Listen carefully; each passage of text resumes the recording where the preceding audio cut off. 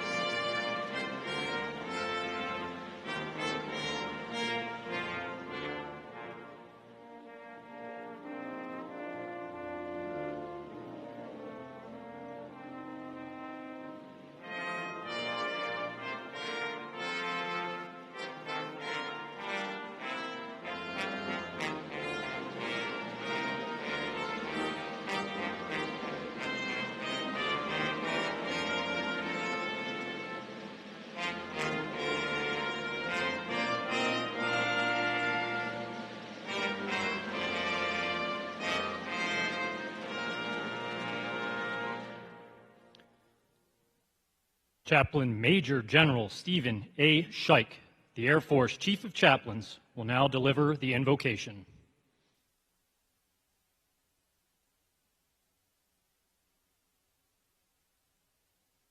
Good morning. I invite you to join me as I pray. Loving God, Dietrich Bonhoeffer once wrote that it is only with gratitude that life becomes rich. And so with grateful hearts, we begin this historic occasion. Thank you for the little girl who learned big lessons on the family farm. Thank you for implanting in her soul early in life a passion for integrity, service, and excellence. And wow, are we grateful for that late night hike up our rocky Phoenix Trail that netted our honoree a majestic sunset and a husband. Thank you for Craig and all the ways he has and will continue to complement the life of our Air Force's 25th Secretary. And so, gracious God, our prayer for Barbara Barrett is simple. We pray you go before her, that she may follow in your steps. Go behind her to steer her when she strays, and go beside her as her strength and joy for the journey. This is our prayer. Amen.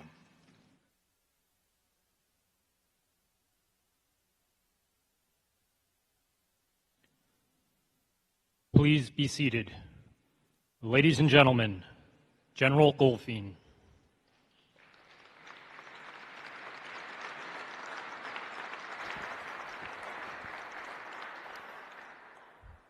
Well, good morning, ladies and gentlemen, and a warm welcome on this beautiful November day for the ceremonial swear-in of the 25th Secretary of the Air Force, Barbara Barrett. And I want to thank so many who made this ceremony possible, from our wonderful hosts here at USAFA, to the world's greatest defenders standing guard, to the incredible band who bring a touch of class to every ceremony, and to the magic makers of the protocol team and staff that pulled it all together on the tail end of a very successful Corona, or now known as Snow-Rona. And to the many cadets we've met throughout the week that really recharge our batteries with their enthusiasm and their passion to join the long blue line as servant leaders. To begin, we're honored to welcome back Dr. Heather Wilson, Secretary number 24, and her husband Jay and daughter Katie, to where it all began.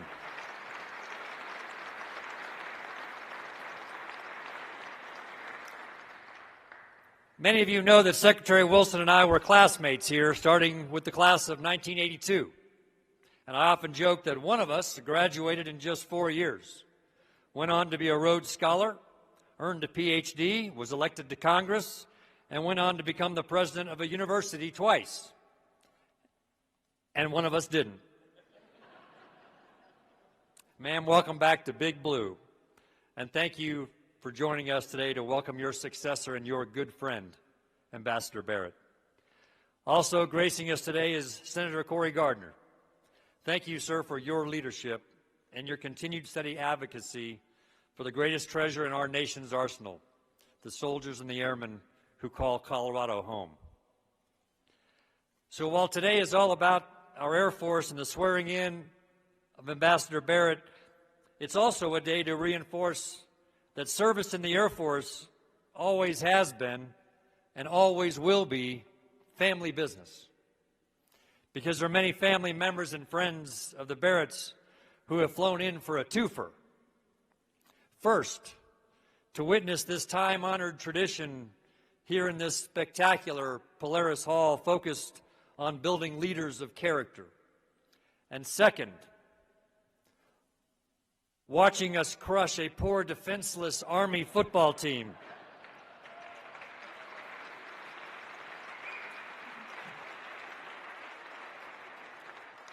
Who I have intel, I'm told right now, is struggling with very little oxygen.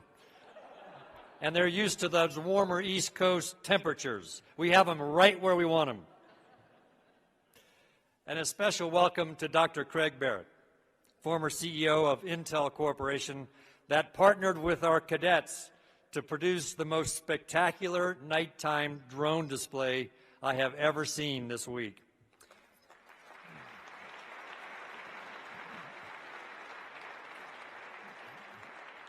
Fireworks will never cut it again after seeing 500 drones in perfect formation. At the initial swearing-in ceremony at the Pentagon, shortly after we learned that the Senate had confirmed Secretary Barrett, Craig pulled me aside and told me, quote, "Remember, I'm only sharing her with you. When this is all done, she comes back to me." Yes, sir. But thank you for joining your bride on this journey. And I will tell you, Dawn and I look forward to working closely with you in the months and the weeks ahead, because this really is family business. So as I mentioned, we just completed a very successful Corona week discussing the challenges and the opportunities as we face the work to transform our Air Force to align with the National Defense Strategy and the growing threats around the world. And yesterday, we wrapped up with an executive session with all the MAJCOM commanders and spouses, and with my wingman, someone I believe is the best Chief Master Sergeant of the Air Force in our history, Khalith Wright.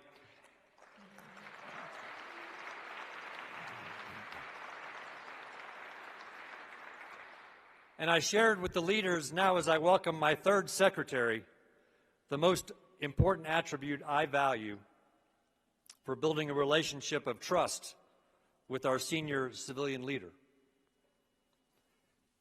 It's a pure heart. I was blessed to work with Secretary Wilson and never once had to question her motivation or her passion. It was clear to everyone she had one driving desire: do what's right for the nation, for the Air Force, and the airmen entrusted to our care. And over the past few months, as we waited confirmation, Dawn and I have had a chance to get to know Secretary Barrett and Craig. And I want to share with you a few initial observations. First, her resume is perfectly aligned for this position. This week, I had the opportunity to introduce her to the cadet wing and share a little bit of her bio. And I want to let Secretary Norquist go through that. But let me just say, it is extraordinary. We won the lottery again. Second, she might be the kindest and most thoughtful person I've ever met. After she officially took the helm as the 25th Secretary of the Air Force, she walked alone to Arlington National Cemetery that day, to Area 60. The final resting place for so many of our service members who made the ultimate sacrifice fighting for us in faraway places like Iraq and Afghanistan and Syria. She walked those hallowed grounds alone to reflect on the importance of her new responsibility and allow the gravity of her role to sink in. And third, she's a leader who will demand performance. It was not lost on us this week when a briefer would mention that something would happen shortly or quickly. Secretary Barrett would lean forward and ask quietly but firmly, "So what exactly does quickly or shortly really mean?" Exactly the kind of intensity we need in our secretary. Ma'am, message received. And finally, she deeply cares. In every interaction with airmen, you can see the passion and the energy she exudes when shaking the hand of a defender or listening to the story of a young cadet. Our airmen have no better friend than our new secretary. As senior leaders in our service, we have lots of obligations, but there's one that's nothing short of than sacred duty.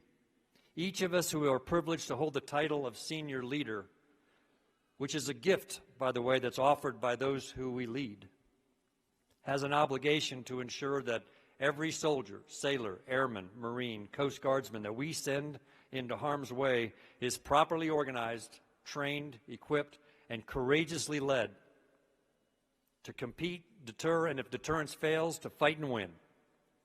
And we have to take care of their families while they're gone. Everything else we do the best we can. That is our mirror check as seniors leaders, and we have to get it right. Madam Secretary, I speak on behalf of 685,000 active Guard, Reserve, and civilian airmen when I say we look forward to the journey ahead and the chance to work for and learn from you as we take our Air Force to greater heights. Welcome to our Air Force.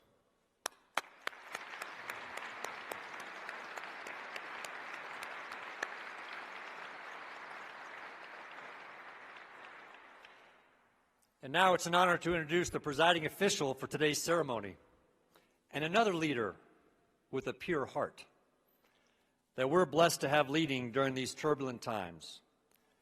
Secretary David Norquist has over 30 years in federal financial management. He began his career as a presidential management fellow and a program budget analyst for the Department of the Army. So today may be a bit difficult seeing your old service go down in flames. If you'd only put more money in their athletic department.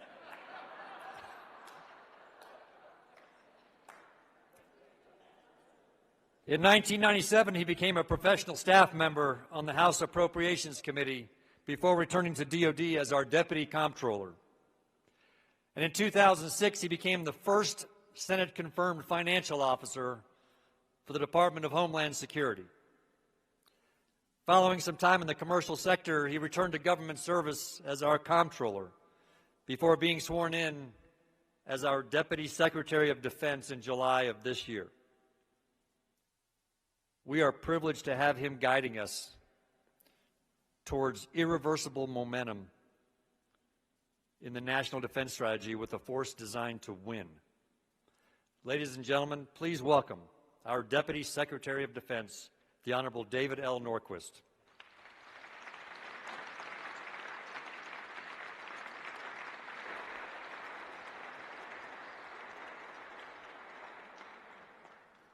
Good morning, everyone.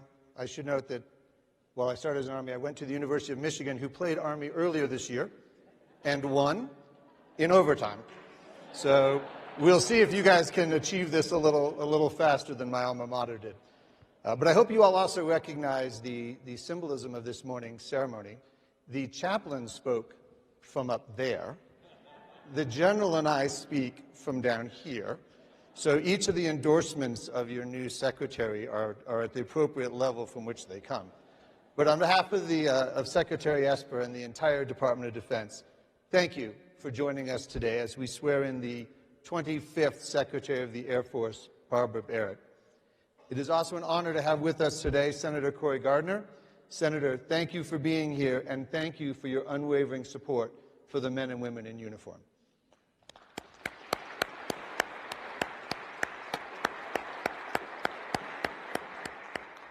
We are also excited to have Dr. Heather Wilson among our distinguished guests. Heather, it's always good to see you again.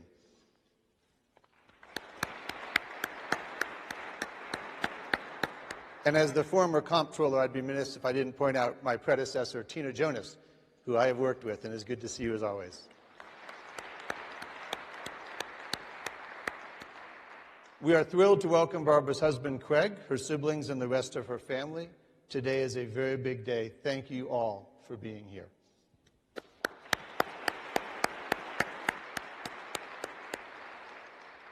Barbara Barrett brings to the department a wealth of experience that spans from academia to law, from business to diplomacy, and from space to aviation. I learned that Barbara first developed an interest in aviation as a child, after she accompanied her father on a 4-seater aircraft flight. Her father took her and her siblings flying so they wouldn't be afraid, and it worked. Barbara has remained unafraid throughout her career, which she dedicated to advancing our knowledge of air and space. Barbara is an instrument-rated pilot who even completed training to go to space. Under the Reagan administration, she served as vice chairman of the U.S. Civil Aeronautics Board and as deputy administrator of the Federal Aviation Administration. Later, she was a civilian advisor to the Secretary of Defense as a member of the Defense Business Board, and she has championed the advancement of women every step of the way. In fact, her advocacy on the Defense Advisory Committee on Women in the Service played a critical role in the Pentagon's 1993 decision to allow women to fly in combat aircraft. As chairman of the Aviation Corporation from 2013 to 2017 and a member of the RAND Corporation's Board of Trustees, she has been at the helm of several premier organizations that conduct research and provide national security and space-related expertise to the military and beyond. She was named honorary commander of Luke Air Force Base in Arizona, and having worked with the Air Force for most of its existence, she is intimately familiar with the diversity of the service's programs. Barbara's character has remained unchanged throughout her role in life, from her mastery of aviation to teaching at Harvard's Kennedy School of Government or serving as the U.S. ambassador to Finland. She embodies the integrity, competence, and leadership the Air Force needs to ensure our airmen are ready for tomorrow's battles. The Air Force plays an important role in expanding our competitive edge over adversaries in this era of great power competition. To effectively implement the National Defense Strategy, each service must adapt to a new strategic environment defined by near-term security threats from Russia and long-term challenges posed by China, in addition to regional threats across the globe. For the Air Force, this means maintaining our air superiority and making greater investments in the modernization of our conventional and nuclear forces. It means assembling the best minds in space and cyber to address our vulnerabilities and lead the way in these new war-fighting domains. It also means standing up the Space Force to prepare us to fight and win in space, which is something Barbara considers a key imperative for her new role. Much of our success will depend on the recruitment and retention of experts and leaders who know how to build institutions and are passionate about executing this important mission. Barbara is, without question, the most competent person to take on each of these challenges and lead our airmen with the integrity and diligence that has enabled the Air Force to dominate the skies. Our 24th Secretary of the Air Force, Heather Wilson, laid the foundation for the Air Force to implement the National Defense Strategy. Today, our 25th Secretary of the Air Force, Barbara Barrett, will take the Air Force to new heights to dominate in air, space, and cyberspace for decades to come. Barbara, through confirmation, President Trump and the U.S. Congress demonstrated their complete confidence in your ability to support our airmen, lead our Air Force, and maintain the United States' air dominance. Secretary Esper and I look forward to working alongside you on behalf of the world's strongest fighting force.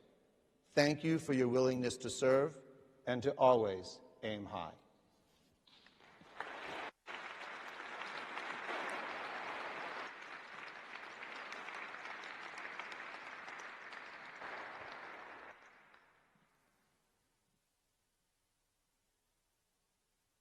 Thank you very much. Ladies and gentlemen, please rise as Deputy Secretary Norquist administers the oath of office to Secretary Barrett, assisted by her husband, Dr. Craig Barrett. I state your name. I, Barbara Barrett, Do solemnly swear do solemnly swear that I will support and defend the Constitution of the United States that I will support and defend the Constitution of the United States against all enemies, foreign and domestic, against all enemies, foreign and domestic, that I will bear true faith and allegiance to the same, that I will bear true faith and allegiance to the same, that I take this obligation freely, that I take this obligation freely, without any mental reservation or purpose of evasion, without any mental reservation or purpose of evasion, and that I will well and faithfully discharge the duties and that I will well and faithfully discharge the duties of the office of which I am about to enter. of the office of which I am about to enter. So help me God. So help me God. Congratulations. Thank you so very much.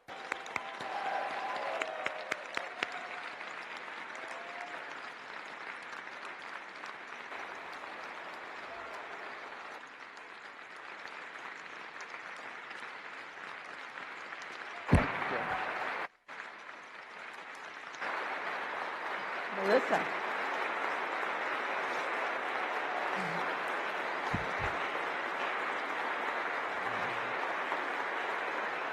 Thank you. Thank you so very much.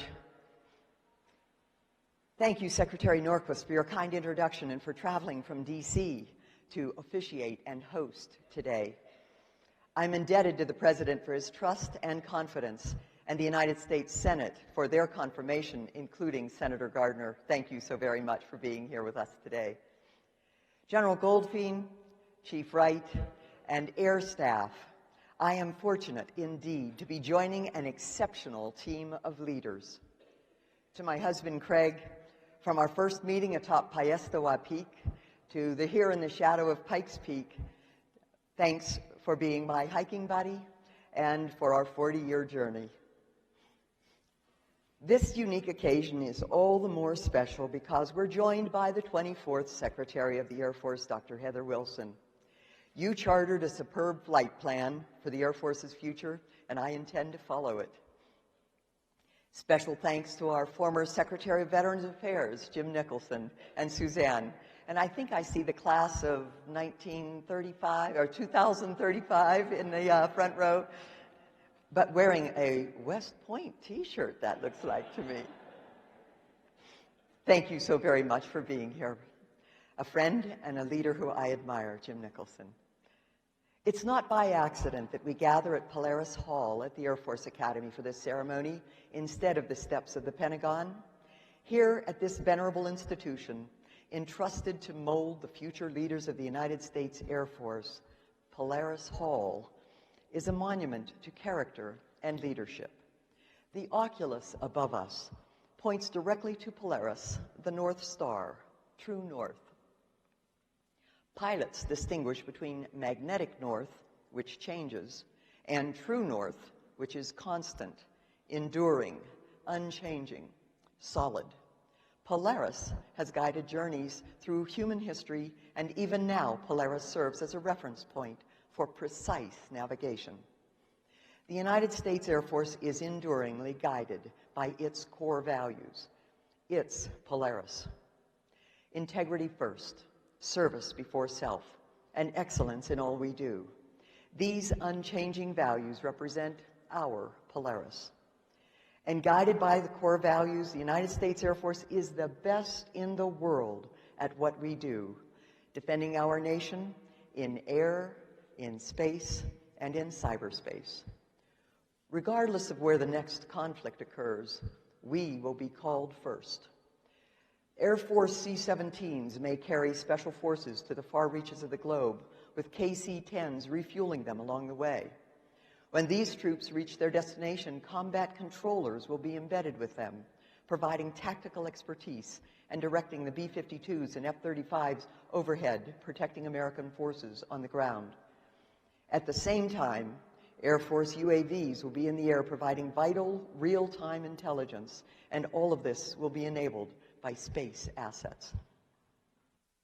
These airmen will come from across the total force. There will be reservists and guardsmen flying and fighting next to their active and civilian counterparts. There will be one commonality. They will each have an American flag on one shoulder and an Air Force patch on the other. And there will be one constant, the Air Force core values. The airmen who wear our nation's uniform are our greatest asset and treasure. We have no greater charge than to develop and care for them and their families. The men and women of the United States Air Force have earned the confidence of our nation. We know that it is ready, resilient, and capable of defending America. And as we share the light from the oculus in this room, I look to Polaris. I pledge to do my best, guided by the core values, as I do my part to organize, train, and equip our United States Air Force. Thank you. Go, Air Force.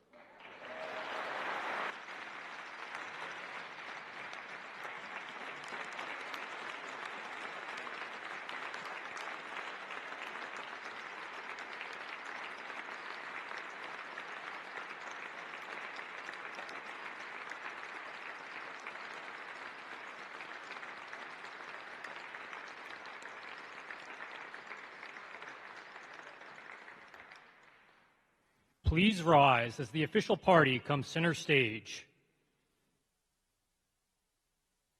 In celebration of our new secretary, please join us in the playing and singing of the Air Force song.